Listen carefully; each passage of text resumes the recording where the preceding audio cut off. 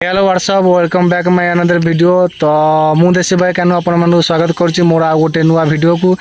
तो आज ओडगाँ ब्लॉक रो आज आपण माने तो जानी थिबे सबरे आज गणेश पूजा होची।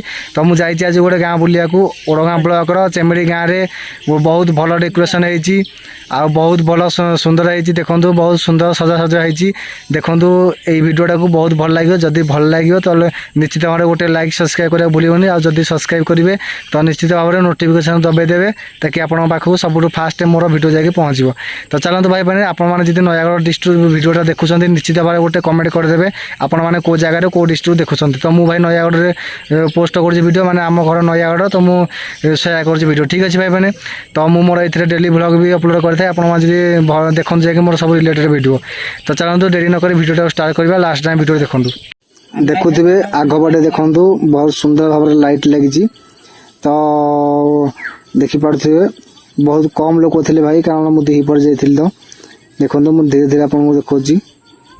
तो देखो बहुत सुंदर डेकोरेशन है देखिपे लाइट दीपर से लाइट लगे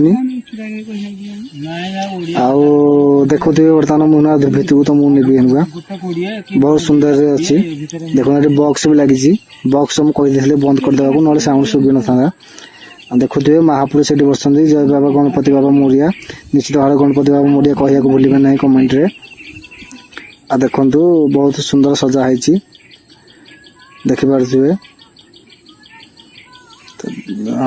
बहुत भल भाव देखो कम लोक अच्छा देखो ये पुआटा नहीं मुझे कौन कर देखो।